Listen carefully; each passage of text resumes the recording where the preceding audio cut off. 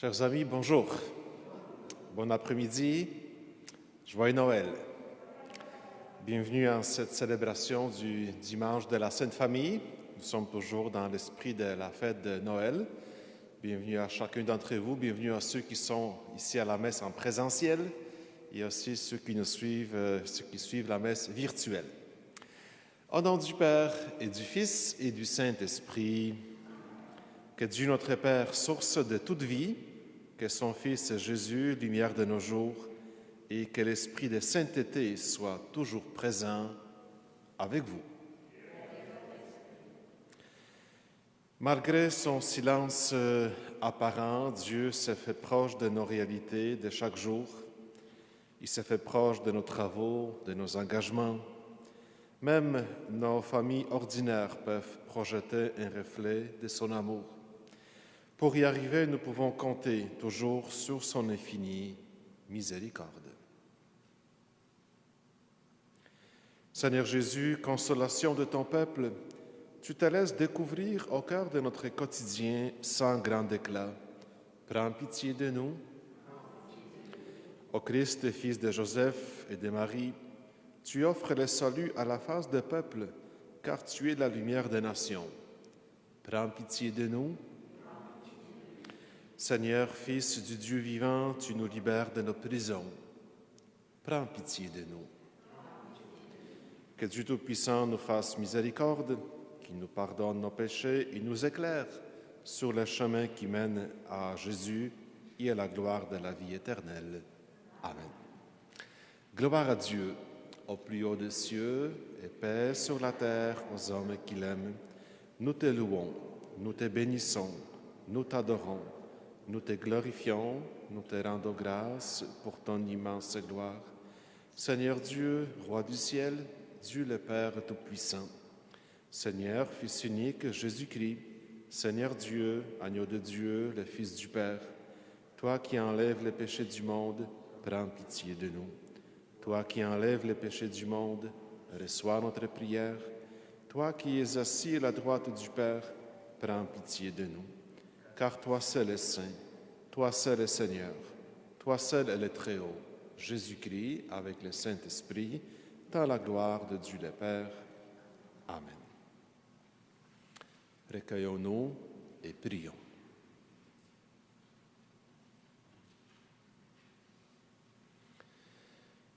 Seigneur, tu as voulu que la Sainte Famille nous soit donnée en exemple. Accorde-nous la grâce de pratiquer comme elle les vertus familiales et d'être unis par le lien de ton amour avant de nous retrouver pour l'éternité dans la joie de ta maison. Par Jésus-Christ, ton Fils, notre Seigneur et notre Dieu, qui vit et règne avec toi et le Saint-Esprit maintenant et pour les siècles des siècles. Amen. On peut s'asseoir.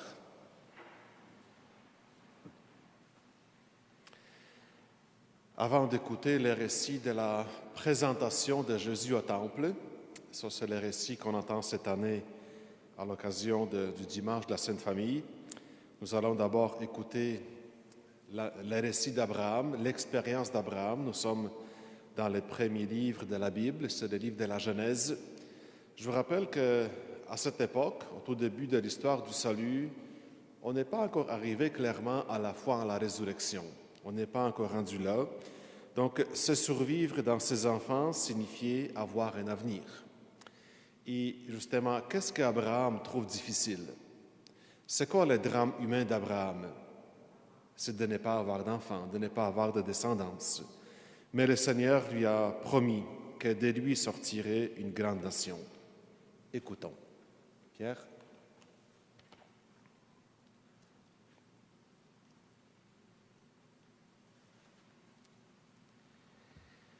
Lecture du livre de la Genèse. En ces jours-là, la parole du Seigneur fut adressée à Abraham dans une vision. « Ne crains pas, Abraham, je suis un bouclier pour toi. Ta récompense sera très grande. » Abraham répondit, « Mon Seigneur Dieu, que pourrais-tu donc me donner ? Je m'en vais sans enfant, et l'héritier de ma maison, c'est Eliezer de Damas. Abram dit encore, tu ne m'as pas donné de descendance, et c'est un de mes serviteurs qui sera mon héritier. Alors, cette parole du Seigneur fut adressée à Abram. Ce n'est pas lui qui sera ton héritier, mais quelqu'un de ton sang. Puis il le fit sortir et lui dit, « Regarde le ciel et compte les étoiles si tu le peux. » Et il déclara, « Telle sera ta descendance. » Abram eut foi dans le Seigneur, et le Seigneur estima qu'il était juste. Le Seigneur visita Sarah. Comme il l'avait annoncé, il agit pour elle comme il l'avait dit. Elle devint enceinte, et elle enfanta un fils pour Abraham dans sa vieillesse, à la date que Dieu avait fixée. Et Abraham donna un nom au fils que Sarah lui avait enfanté. Il l'appela Isaac. Parole du Seigneur. Rendons grâce à Dieu. Le Seigneur, c'est lui notre Dieu. Il s'est toujours souvenu de son alliance. Le Seigneur, c'est lui notre Dieu. Il s'est toujours souvenu de son alliance.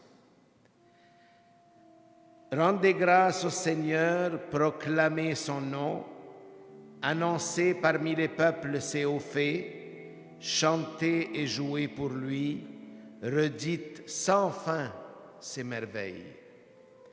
Le Seigneur, c'est lui notre Dieu, il s'est toujours souvenu de son alliance. Glorifiez-vous de son nom très saint, joie pour les cœurs qui cherchent Dieu. Cherchez le Seigneur et sa puissance, recherchez sans trêve sa face. Le Seigneur, c'est lui notre Dieu, il s'est toujours souvenu de son alliance.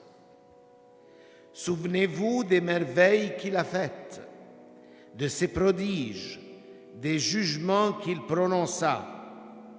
Vous, la race d'Abraham, son serviteur, les fils de Jacob qu'il a choisis. Le Seigneur, c'est lui notre Dieu, il s'est toujours souvenu de son alliance. Il s'est toujours souvenu de son alliance, parole édictée pour 1000 générations, promesse faite à Abraham, garantie par serment à Isaac. Le Seigneur, c'est lui notre Dieu, il s'est toujours souvenu de son alliance. Lecture de la lettre aux Hébreux. Frères, grâce à la foi, Abraham obéit à l'appel de Dieu. Il partit vers un pays qu'il devait recevoir en héritage.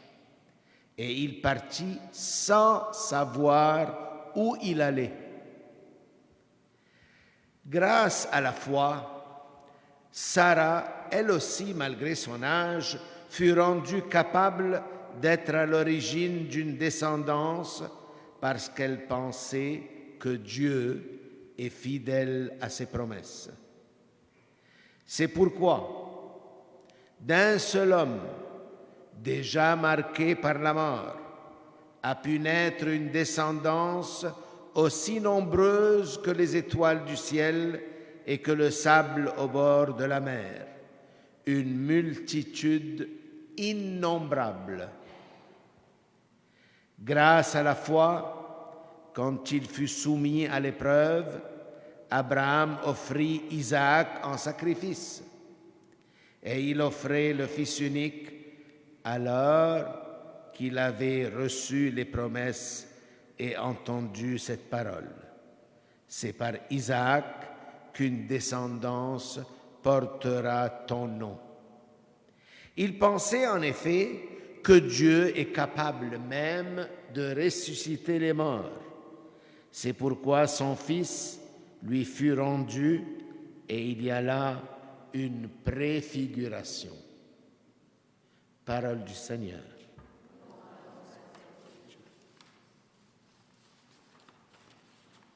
Alléluia, Alléluia.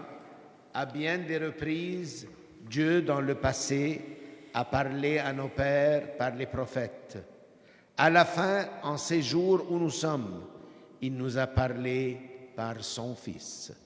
Alléluia.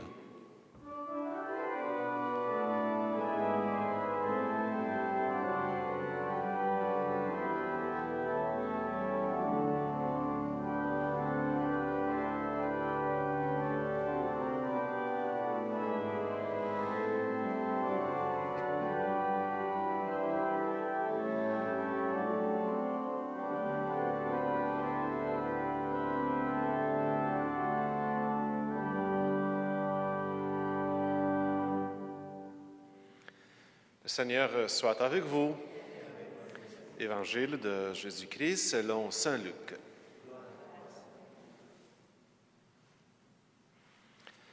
Quand fut accompli le temps prescrit par la loi de Moïse pour la purification, les parents de Jésus l'amenèrent à Jérusalem pour le présenter au Seigneur, selon ce qui est écrit dans la loi.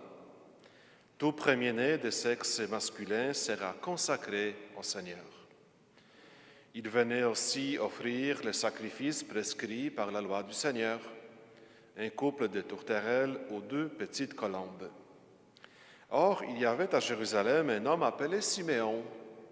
C'était un homme juste et religieux qui attendait la consolation d'Israël, et l'Esprit Saint était sur lui.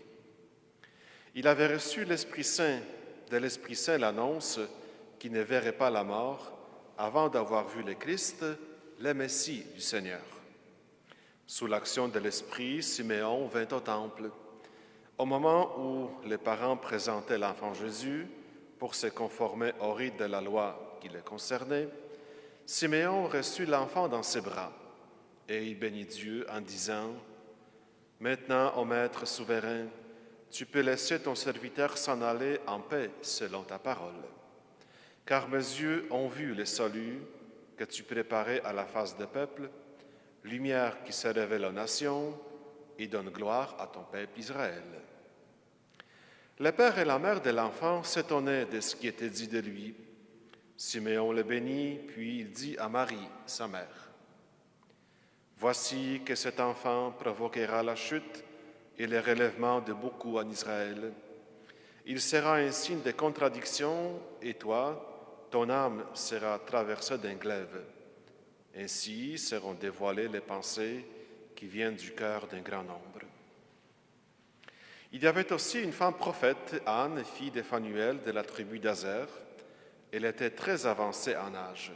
Après 7 ans de mariage de mère et veuve, elle était arrivée à l'âge de 84 ans. Elle ne s'éloignait pas du temple, servant Dieu jour et nuit dans le jeûne et la prière.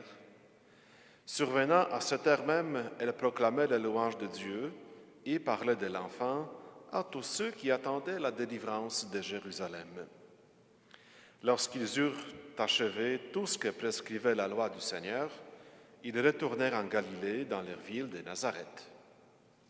L'enfant, lui, grandissait et se fortifiait, rempli de sagesse, et la grâce de Dieu était sur lui. Acclamons la parole de Dieu.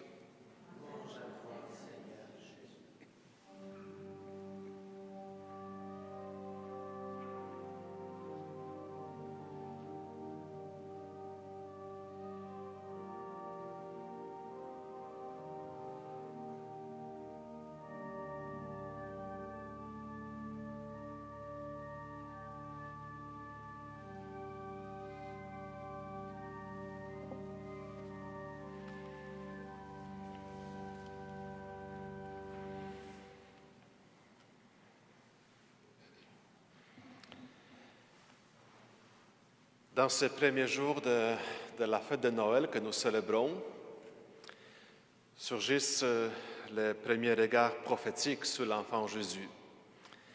Donc aujourd'hui, on a besoin du témoignage justement de l'Ancien Testament. Nous avons vu aujourd'hui Siméon et Anne, prophètes, prophétesses. On est dans les temples de Jérusalem. Le vieillard Siméon, la très vieille prophétesse Anne. Donc, on peut dire que la vieillesse de l'Ancien Testament, je ne sais pas si vous êtes très familier avec l'Ancien Testament, j'espère que oui, parce que l'Ancien Testament est très important pour comprendre le Nouveau Testament. On n'arrivera jamais à comprendre le Nouveau sans d'abord connaître au moins un petit peu l'Ancien.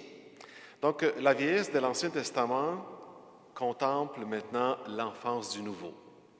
C'est tellement beau justement de voir les deux qui sont là, de voir à la fois Siméon, de voir aussi Anne.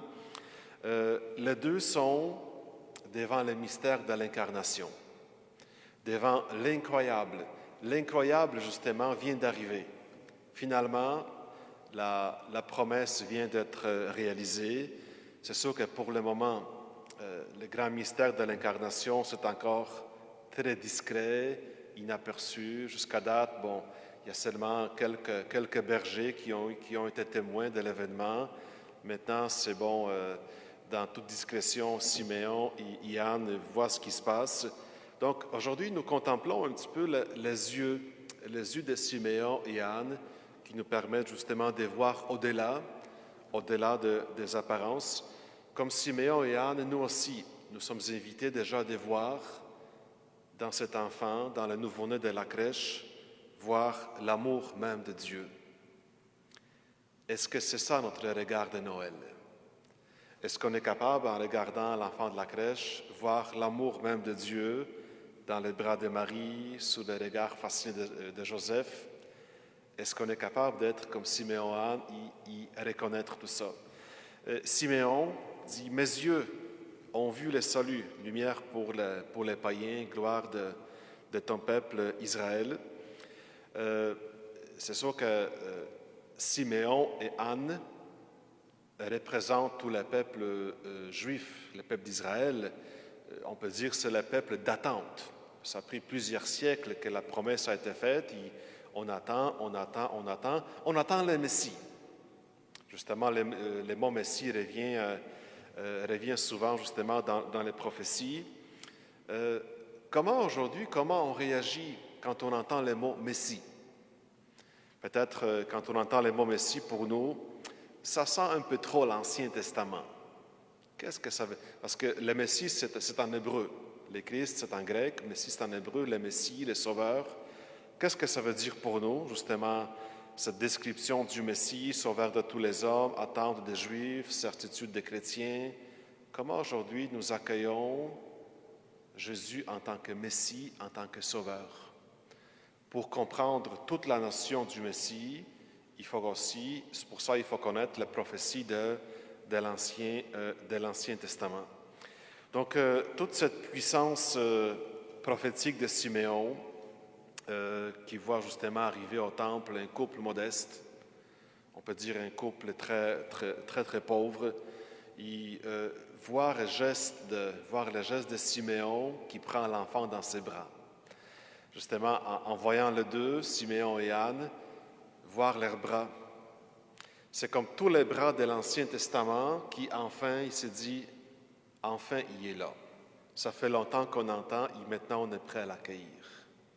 Toute l'attente juive, on est rendu là.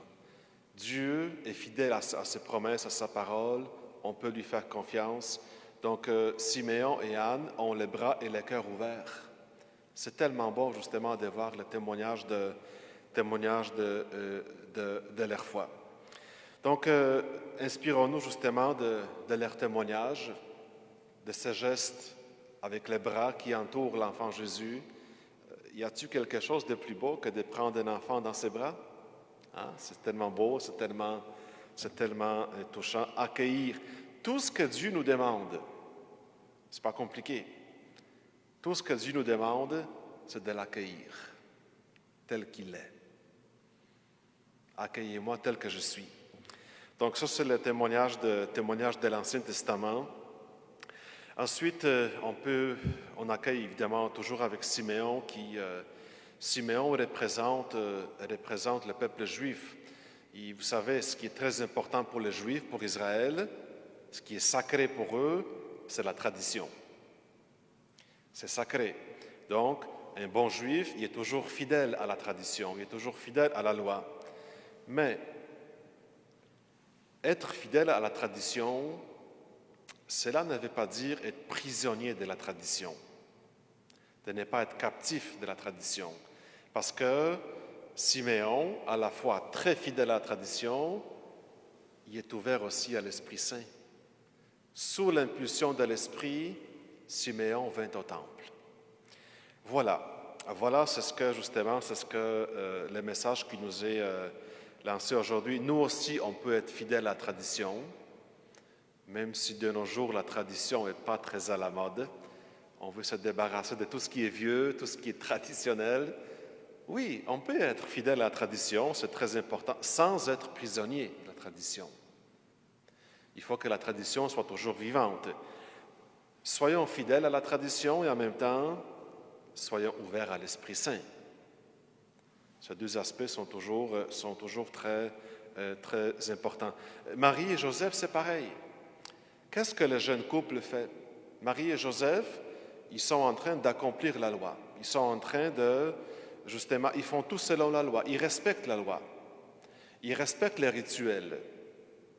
Voilà l'invitation à être fidèle à Dieu, même à travers les rituels, les rites, la liturgie. Donc, on n'a pas le droit d'imposer à Dieu nos propres lois. Commençons d'abord par accepter la loi de Dieu. Hein? Donc, oui, on peut être comme Marie et comme Joseph. Apprenons toujours à respecter, vivre les rituels religieux. Évidemment, il y a toujours quelque chose de répétitif. Quand on dit rituel, c'est toujours répétitif, pédagogique. Mais respectons les rituels, vivons les rituels avec authenticité et foi. C'est très, très important, justement, les deux notions. Donc, ça, c'est le témoignage de Marie et de Joseph. Quelle belle leçon en même temps aussi pour les grands-parents. Y a-t-il quelque chose de beau, justement? Quelle belle expérience quand on devient grand-parent, d'avoir des petits-enfants, justement, de voir la suite des choses. Les grands-parents, vous savez, ont toujours un rôle très important auprès de leurs enfants et auprès de leurs petits-enfants. Le rôle est primordial et très important. Les grands-parents, ils ont déjà une sagesse, expérience de vie. Les grands-parents, ils voient toujours plus. Ils voient toujours plus loin, plus profond que les parents. Les jeunes parents, les jeunes couples, souvent, sont accaparés par le quotidien, par l'arrivée d'un enfant qui vient de naître, par les quotidiens, sont comme dépassés par les événements. Et les grands-parents leur permettent justement de voir les choses différemment. Arrive une très belle occasion de témoigner de la foi. Quand je dis témoigner de la foi, je n'en veux pas dire aux autres quoi faire ou imposer des rites, imposer une religion. Ça peut venir après. Mais commençons d'abord par témoigner de la foi. Qu'est-ce que la foi me fait vivre? Quelle est ma relation avec Dieu? Commençons avec ça avant de proposer quoi que ce soit. Voilà donc les rôles que les parents ont à jouer. Donc, quand vous voyez le texte de la présentation de Jésus au temple est toujours très actuel, très, très inspirant. On nous propose déjà, avec Siméon et Anne, en passant, quelle belle prière, justement, qui nous est proposée avec Siméon. C'est ce qu'on appelle les cantiques de Siméon, si vous êtes habitué avec la liturgie des heures, avec les bréviaires. Ce sont des prières qui sont récitées par les prêtres, par les religieux, plusieurs fois par jour. Justement, à chaque jour, on récite les 3 cantiques de l'évangile de l'enfance. On commence d'abord avec les cantiques de Zacharie, Benedictus. Ensuite, le soir au vêpres, on va réciter les cantiques de Marie, Magnificat. Et juste avant de se coucher, avant de dormir, avant le sommeil, on récite les cantiques de Siméon. Maintenant, Seigneur, tu peux me permettre de s'en aller parce que j'ai vu ta gloire, j'ai vu la lumière des nations. Très beau cantique, justement, de Siméon. Mais revenons au Messie. Devant la personne du Messie, devant les projets du salut, devant ce qu'il a à nous proposer pour nous sauver, personne ne peut rester indifférent.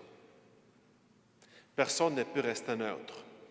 On ne peut pas rester en milieu entre les deux. Il faut choisir notre camp.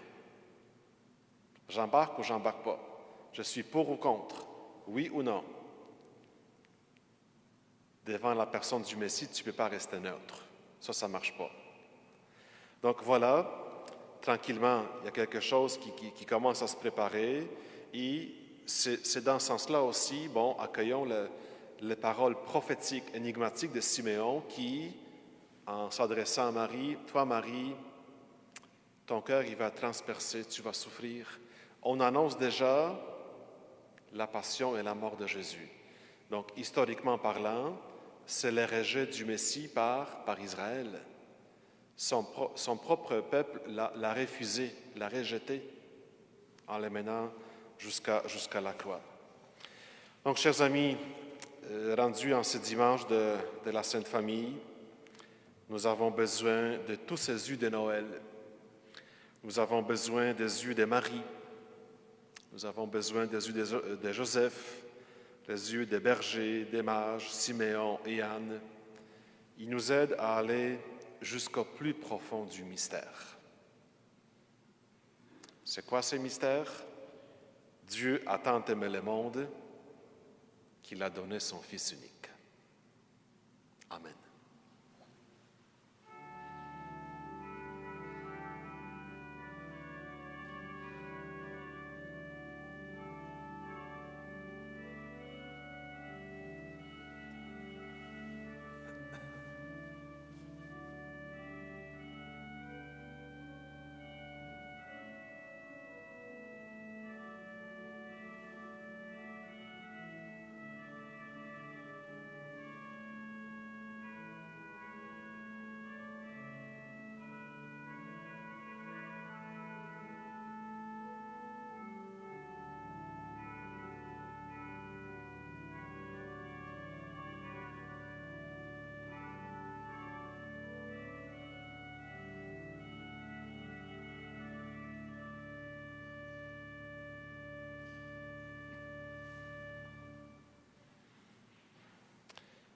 Ensemble, proclamons notre foi. Je crois en Dieu, le Père Tout-Puissant, Créateur du ciel et de la terre, et en Jésus-Christ, son Fils unique, notre Seigneur, qui a été conçu du Saint-Esprit, est né de la Vierge Marie, a souffert sous Ponce Pilate, a été crucifié, est mort et a été enseveli, est descendu aux enfers. Le 3e jour est ressuscité des morts, est monté aux cieux, est assis à la droite de Dieu le Père Tout-Puissant, d'où il viendra juger les vivants et les morts. Je crois en l'Esprit Saint, à la Sainte Église catholique, à la communion des saints, à la rémission des péchés, à la résurrection de la chair, à la vie éternelle. Amen. Comme Marie et Joseph présentaient leur enfant à Dieu, confions-lui les membres de nos familles, confions-lui les gens qui nous tiennent à cœur. Prions ensemble à leur intention. Écoute, Seigneur, la prière de tes enfants. Prions pour les grands-parents appelés à transmettre expérience et sagesse, qu'ils persévèrent à soutenir les générations montantes. Écoute, Seigneur, la prière de tes enfants. Prions pour les parents qui portent au quotidien le souci d'éduquer leurs enfants, que les mères et les pères insufflent de l'espérance dans la vie de leur famille. Écoute, Seigneur, la prière de tes enfants. Prions pour les jeunes adultes, forcés de s'adapter à de nouvelles situations à l'école ou au travail, que leur apprentissage enrichisse la vie en société. Écoute, Seigneur, la prière de tes enfants. Prions pour les enfants qui incarnent tous les possibles, qu'ils soient protégés et respectés dans leur développement. Écoute, Seigneur, la prière de tes enfants. Dieu d'Abraham et de Sarah, apprends-nous à accueillir comme il se doit ton Fils Jésus, la consolation promise jadis au peuple d'Israël. Que la Sainte Famille nous inspire et nous soutienne au long de nos jours. Nous te le demandons par Jésus le Christ, notre Seigneur. Amen.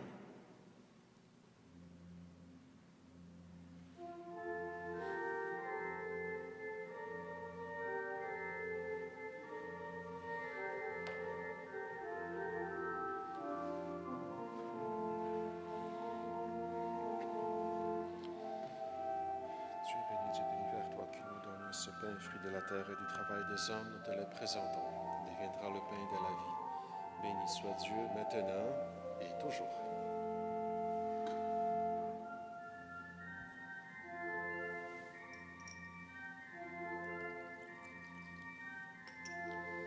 Nous sommes aussi de la veille pour le sacrement de l'alliance spirituelle, celui qui a pris notre humanité.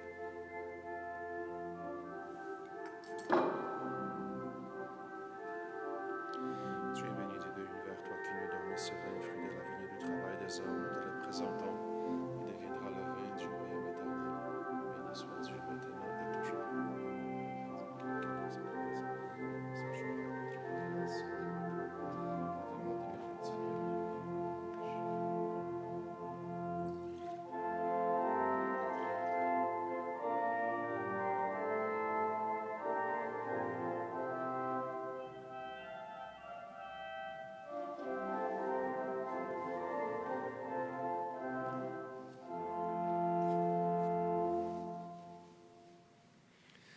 Prions ensemble au moment d'offrir le sacrifice de toute l'Église.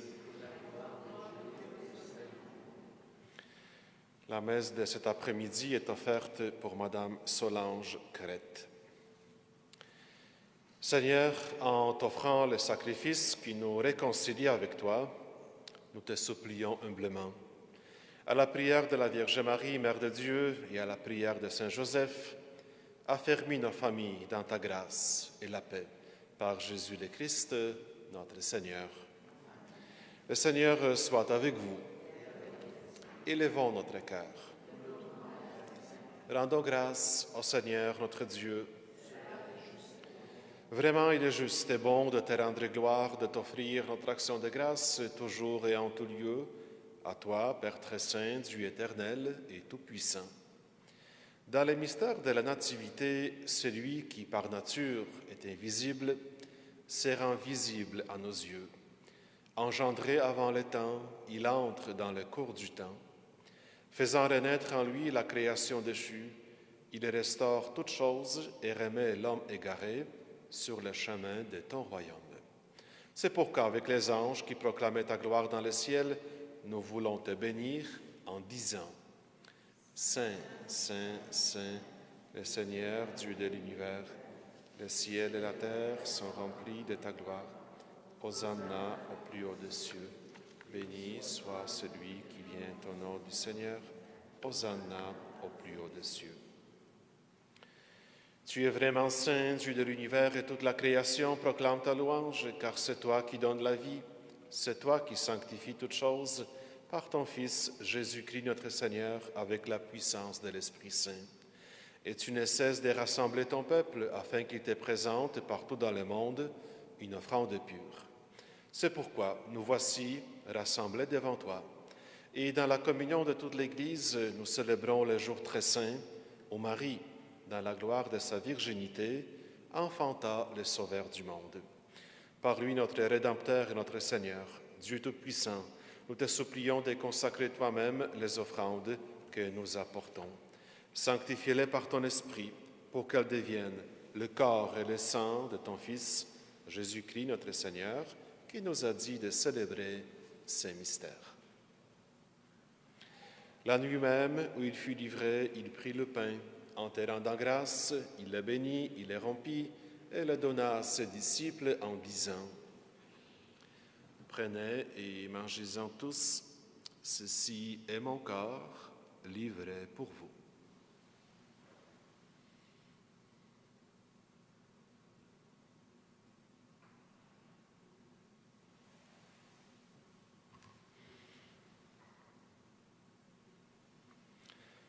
De même, à la fin du repas, il prit la coupe. En te rendant grâce, il la bénit et la donna à ses disciples en disant, « Prenez et buvez-en tous, car ceci est la coupe de mon sang, le sang de l'alliance nouvelle et éternelle, qui sera versé pour vous et pour la multitude en rémission des péchés.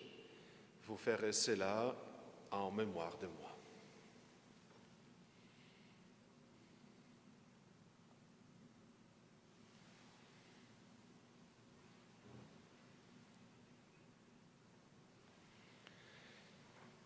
Il est grand le mystère de la foi. Nous proclamons ta mort, Seigneur Jésus. Nous célébrons ta résurrection. Nous attendons ta venue dans la gloire. En faisant mémoire de ton Fils, de sa passion qui nous sauve, de sa glorieuse résurrection et de son ascension dans le ciel, alors que nous attendons son dernier avènement, nous présentons cette offrande vivante et sainte pour te rendre grâce. Regarde, Seigneur, le sacrifice de ton Église et daigne y reconnaître celui de ton Fils qui nous a rétablis dans ton alliance. Quand nous serons nourris de son corps et de son sang et remplis de l'Esprit Saint, accorde-nous d'être un seul corps et un seul esprit dans le Christ. Que l'Esprit Saint fasse de nous une éternelle offrande à ta gloire, pour que nous obtenions un jour le bien du monde à venir, auprès de la Vierge Marie, la bienheureuse Mère de Dieu, auprès de Saint Joseph, son époux, avec les apôtres, les martyrs, Saint Martin et tous les saints qui ne cessent d'intercéder pour nous. Et maintenant, nous te supplions, Seigneur, par le sacrifice qui nous réconcilie avec toi, étends au monde entier le salut et la paix. Affermis la foi et la charité de ton Église au long de son chemin sur la terre. Veille sur ton serviteur, le pape François, notre évêque chrétien, l'ensemble des évêques, les prêtres, les diacres et tout le peuple des rachetés. Écoute les prières de ta famille assemblée devant toi et ramène à toi, Père très aimant, tous tes enfants dispersés. Pour nos frères et sœurs défunts, pour les personnes qui ont quitté ce monde et dont tu connais la droiture, nous te prions. Reçois-les dans ton royaume, où nous espérons être comblés de ta gloire, tous ensemble pour l'éternité, par le Christ notre Seigneur, par qui tu donnes au monde toutes grâces et tout bien. Par lui, avec lui et en lui, à toi, Dieu le Père Tout-Puissant, dans l'unité du Saint-Esprit, tout honneur et toute gloire pour les siècles des siècles. Unis dans le même esprit, dans la même foi, nous pouvons réciter ensemble notre prière de famille. Notre Père, qui es aux cieux, que ton nom soit sanctifié, que ton règne vienne, que ta volonté soit faite sur la terre comme au ciel. Donne-nous aujourd'hui notre pain de ce jour. Pardonne-nous nos offenses, comme nous pardonnons aussi à ceux qui nous ont offensés. Et ne nous laisse pas entrer en tentation, mais délivre-nous du mal. Délivre-nous de tout mal, Seigneur, et donne la paix à notre temps. Par ta miséricorde, libère-nous du péché. Rassure-nous devant les épreuves en cette vie, où nous espérons le bonheur que tu promets et l'avènement de Jésus-Christ, notre Sauveur. Qu'appartiennent le règne, la puissance et la gloire pour les siècles des siècles. Que la paix de Noël, que la paix du Seigneur soit toujours avec vous. Échangeons entre nous un signe de paix.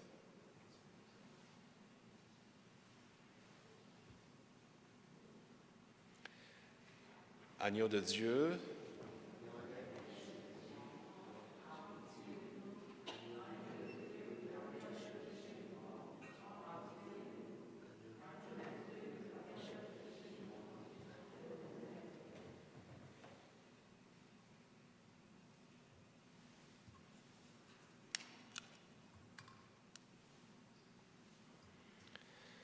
Heureux les invités au repas du Seigneur. Voici l'agneau de Dieu qui enlève les péchés du monde.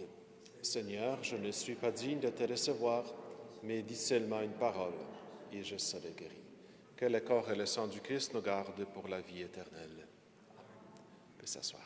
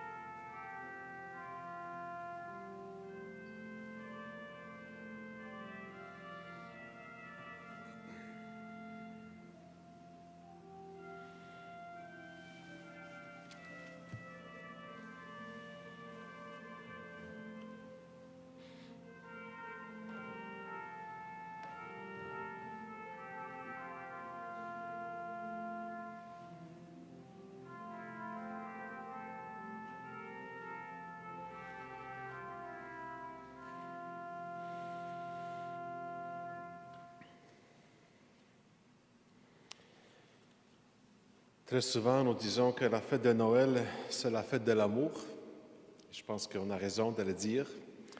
Donc, en même temps, c'est une leçon pour nos familles, justement à l'occasion du dimanche de la Sainte Famille, que ce soit aussi en même temps un message pour nos familles. Vous savez, très souvent dans nos familles, on arrive à peine à se tolérer, à tolérer les autres. Vous savez très bien qu'en famille, entre nous, ce n'est pas toujours évident. Hein? On ne choisit pas les membres de nos familles. Donc, on se dit, si j'arrive à les tolérer, ça va bien aller. Mais Dieu nous invite à aller plus loin. Dieu nous invite pas seulement à nous tolérer les uns les autres, mais de nous aimer. Et quand on aime, ça change complètement le style de notre vie. Donc, nous savons que Noël, c'est une fête tellement grande qu'on on peut pas la célébrer en une seule journée, en une seule célébration. La fête de Noël se poursuit à travers différentes facettes. Il y a eu déjà le jour et la veille de Noël. On a eu de belles célébrations. En tout et partout, pour la veille et pour le jour de Noël, on a eu 9 célébrations. C'est justement à cause du contexte actuel, des restrictions sanitaires, 25 personnes par le lieu de culte. Donc, on s'est préparé en conséquence. On a ajouté des messes. On a organisé aussi les salles paroissiales pour être capable d'accueillir 50 personnes par célébration. Donc, 9 célébrations fois 50, ça fait combien? Ça fait 450 personnes. Il y avait 450 places qui étaient disponibles pour accueillir les gens. Donc, pour la 9 messes de Noël, il y a eu à peu près la moitié des gens qui se sont présentés. Il y a eu beaucoup de places vides. On se demande encore pourquoi.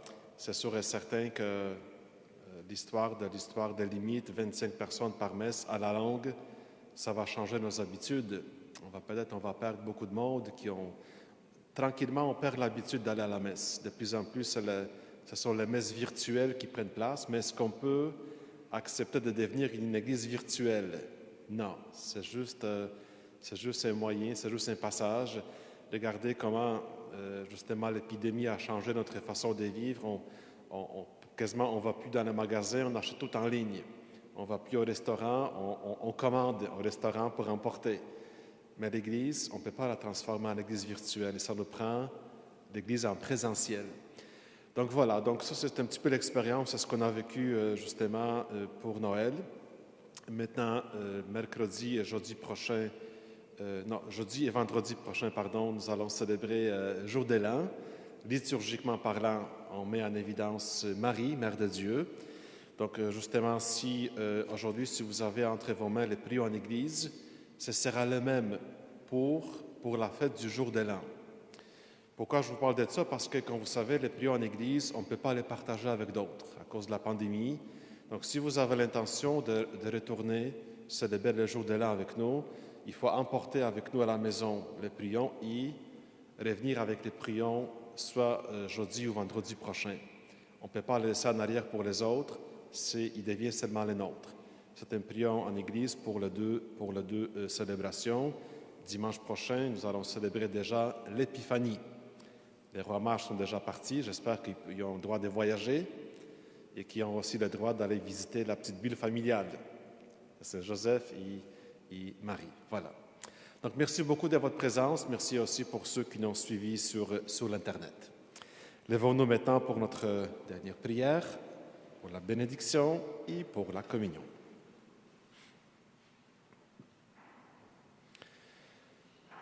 Toi qui nous as fortifiés par cette communion, accorde à nos familles, Père très aimant, la grâce d'imiter la famille de ton Fils et de goûter avec elle, après les difficultés de cette vie, le bonheur sans fin. Par Jésus le Christ, notre Seigneur.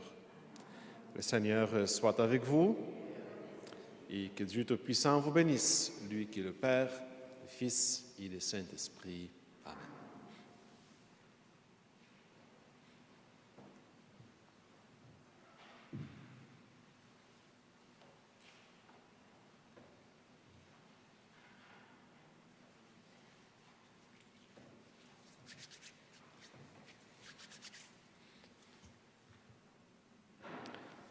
Le corps du Christ.